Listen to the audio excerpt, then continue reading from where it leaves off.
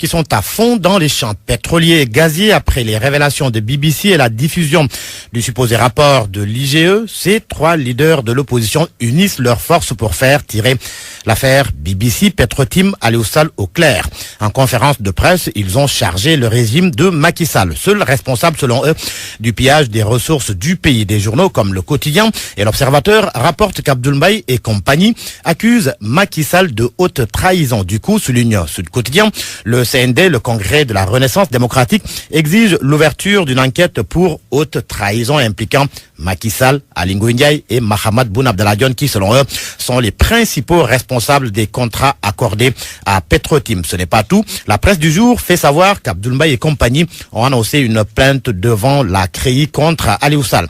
Ce que confirme Vox Populi pour qui Thierno Alassane Sall, Abdoul Mbaye et Mamadou Lamine Diallo mettent le feu au pétrole. L'enquête, quant à lui, parle de grand déballage. Selon mon confrère, Abdoul Mbaye et Thierno Alassane Sall révèlent une transaction conclue entre Timis et BP en avril portant paiement de 250 millions de dollars US, soit 137 milliards de francs CFA. Il dénonce aussi une clause secrète qui ouvre la voie à des paiements sur 40 ans à d'autres entités contrôlées par d'autres personnes que Franck Timis.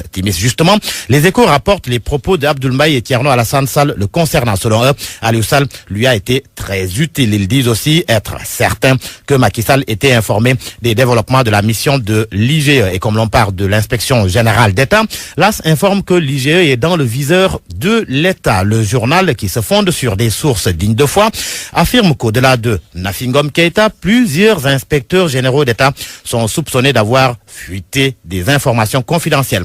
Et apparemment, l'État est décidé à démasquer les fautifs. Si l'on se fie à Source A et Libération, la section recherche de la gendarmerie et la division des investigations criminelles sont lâchées pour enquêter sur le rapport présumé de l'IGE et l'affaire Aliou Sall BBC. Selon Source A, les délits visés sont diffusion de fausses nouvelles, tentative de trouble à l'ordre public, publication de documents ayant nature à jeter le discrédit sur les institutions de l'État. Et pour corser la dose, ajoute mon confrère, l'atteinte à la sûreté de l'État s'invite aux enquêtes. Et pendant ce temps, l'Observateur s'intéresse à ce qu'il appelle la guerre des documents secrets autour du frère du président.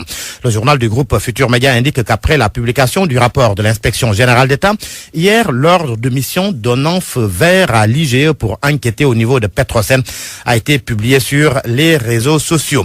Un ordre de mission qui, de l'avis de l'Observateur, fragilise la position de Macky Sall. Macky Sall, son ministre du pétrole et des énergies, s'entretient ce matin avec le quotidien Le Soleil. Mahamadou Makhtar Cissé confie qu'il est heureux que le procureur de la République ait été saisi pour l'ouverture d'une information judiciaire. Sous un autre registre, il déclare que notre pays sera plus un futur pays gazier que pétrolier. Entretien à lire aux pages 12 et 13 du quotidien gouvernemental. À la une de l'Observateur, nouvelle bombe sur le maquis. Cette fois-ci, il est question de l'environnement économique et des affaires au Sénégal. L'Obs révèle que la Banque mondiale a déclassé le Sénégal. Le Sénégal qui fait partie des 4 pays relégués dans la catégorie des pays à faible revenu.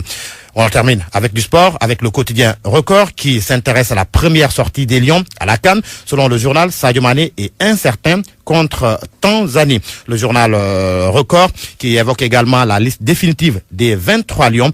Selon le journal, Sidi Sarr et Santingom sont libérés. Les Lions se rendent à Ismaïlia vendredi.